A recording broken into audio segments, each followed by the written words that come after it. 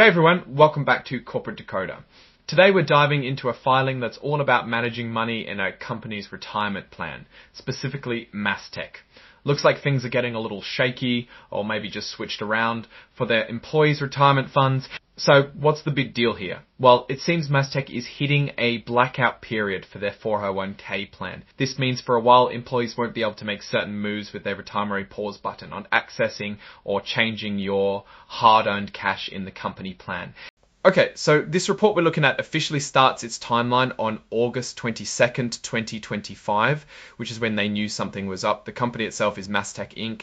and they're incorporated in Florida. Their filing number with the SEC is 001-08106. You probably know MasTec, their common stock trades on the New York Stock Exchange under the ticker symbol MTZ. The main reason for this filing, the juicy bit that everyone needs to know about, is covered in something they call Item 504. It's all about a temporary suspension of trading or making changes within the company's employee benefit plans. This gets important because it affects how people can use their retirement money. So here's the story. MasTec's 400 retirement plan is going through a change. They're moving their record keeper services from Bank of America, or Merrill Lynch as it's also known, over to Schwab Retirement Plan Services. This switch is set to happen on October 1st, 2025. Now, whenever you change how someone's money is managed like this, there's usually a period where things have to stop for a bit to make sure the transfer SUE, which is set to happen on October 1st, 2025. Now, whenever you change how someone's money is managed like this, there's usually a period where things have to stop for a bit to make sure the transfer is smooth and accurate. And that stop is exactly what they're telling us about here. They call it a blackout period. This period where employees pretty much can't do anything with their 401 core PM Eastern time, and it's expected to wrap up sometime during the week of October 19th, 2025. That's roughly a month where access is restricted. During this blackout time, employees can't get a loan from their 401k. They can't take money out. They can't roll over funds from other accounts. They can't change how their money is invested, and they can't even move money between different investment options within the plan. This even affects how they might be able to deal with MasTec's own stock if it's held within the plan. It's a pretty comprehensive pause. Now, this next part is really interesting and shows they are being careful about insider trading rules. On August 26th, just a few days after they got the notification about the plan change, MasTec sent out what they call a blackout notice. This notice went specifically to their directors and top executives. They had to do this because of certain laws like the Sarbanes-Oxley Act, which are designed to stop people with inside information from trading unfairly. This notice basically tells these key people that during the same blackout period we just talked about for the 401k plan, they themselves are also restricted. They can't buy or sell any MasTec stock that they got because they work for the company or are on the board. This is to prevent any perception of them trading on information about the plan change itself, or to avoid them trying to get out of the plan or make changes right before the blackout starts. It's a way to ensure a level playing field and maintain trust, or to avoid them trying to get out of the plan or make changes right before the blackout starts.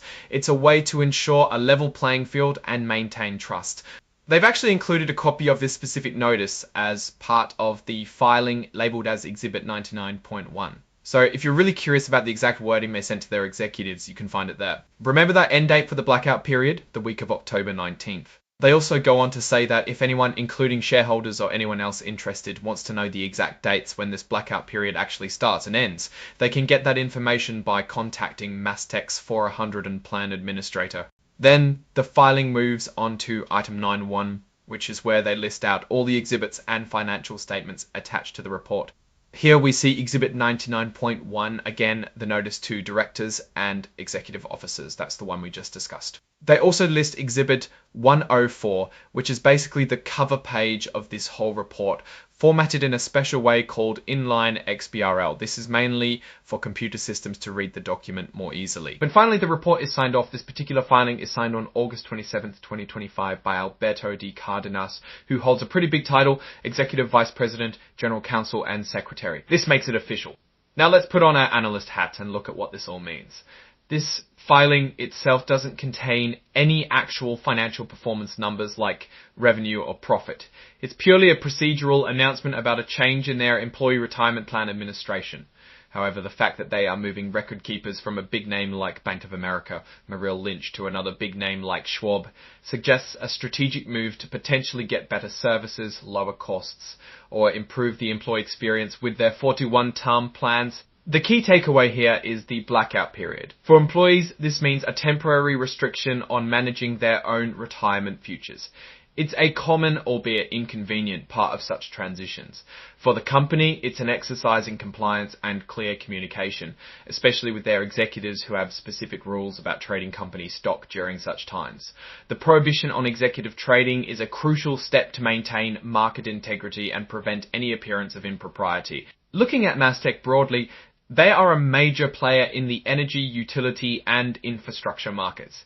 These kinds of back-office operational changes like switching 401(k) administrators are important for employee satisfaction and for efficient management, but they don't directly tell us about how well the core business is doing. What we would want to see in other filings and what we keep an eye out for to understand MasTec's financial health are things like their backlog of projects, revenue growth from different segments, their profitability margins, and how they are managing their debt. A well-run 401(k) plan is a sign of a well-managed company, but it's not a substitute for understanding their P&L statements.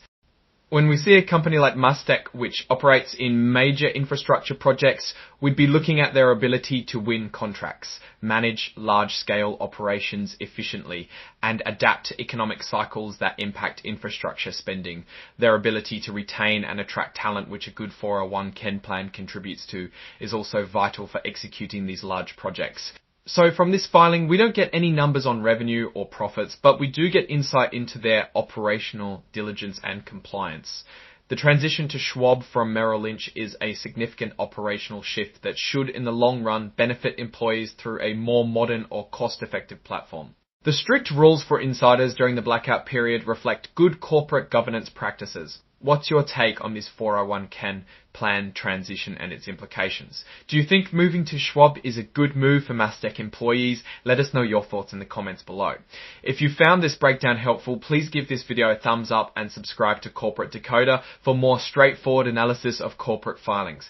Don't forget to join our Discord community linked in the description where we dive even deeper into these topics. Thanks for watching and we'll see you in the next one.